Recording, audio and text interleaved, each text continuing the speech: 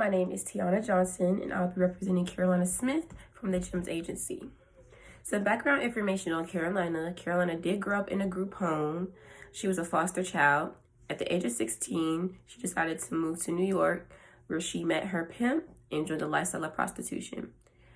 My first conversation with Carolina, she actually did not know that prostitution was a real concept in life. She quoted that she only knew what she saw in movies and TV shows. So she really didn't know the lifestyle that she was getting herself into. She met a man that was so-called be her provider. He would provide her with food, money, clothes on her back, but she didn't know under what circumstances. So this brings me to my psychodynamic theory.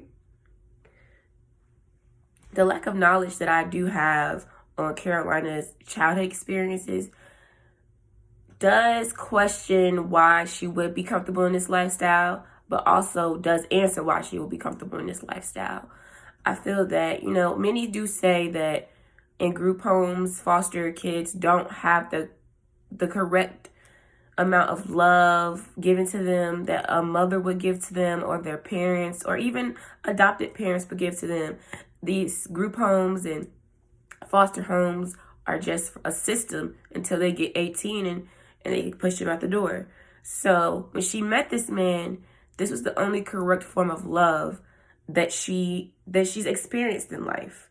So this is where she gets the interdependence on him.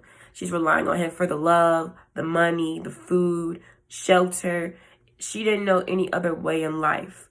So this also brings me to my ecological perspectives. Her transactions with her pimp, as I quoted before, was the only correct form of love. Now, this may be the only correct form of communication that Carolina may have ever experienced. A man showing that he can provide for you and take care of you, but not knowing that it's so many other ways that you could be taken care of and be respected differently. So now, speaking of her experience at GEMS, I feel that Carolina was a little bit of hesitant to be out of that lifestyle. That's all she knew. So at GEMS, she really had an identity confusion issue. When enrolling and getting her papers correct, Carolina didn't know if she should go by Carolina, which is her biological name, or Vanessa. Vanessa is what she went by as a prostitute, or in the streets what her pimp called her. So she had a little bit of identity confusion with knowing who she really was. And we had to break down to her that you are Carolina. Vanessa is someone made of you. Carolina is who you are, and that's who you can be. You don't have to be Vanessa. So that's a little bit of some theoretical views that I've kind of, I would say, picked up from just few conversations with Carolina, just watching her behavior. Also, I also say the rational choice theory really does play an effect with Carolina. Carolina did decide to go back to her pimp after being at GEMS for just a couple months. She also was always in contact with her pimp. She didn't know how to let go of that life. Like I said, that's all she knew of.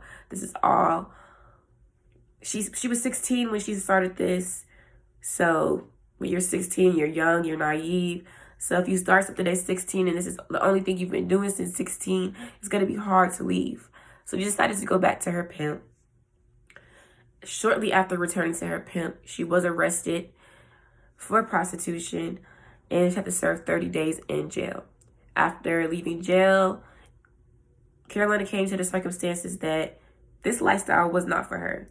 Now, this does not mean Carolina completely stopped from this lifestyle or completely stopped communication with her pimp, but it was a light bulb that popped in her head that I'm going through all this for a man that supposedly cares about me. And this is where I say the rational choice theory comes in.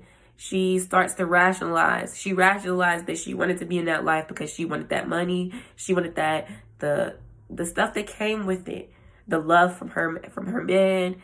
Now she's rationalizing that that's not all worth it when I have to serve time for another man's mistakes. So me assessing Carolina, I feel that Carolina's story is just a lack of love, a lack of care, a lack of parental guidance. Being in a foster home, like I said, they don't tell you the ins and outs of life.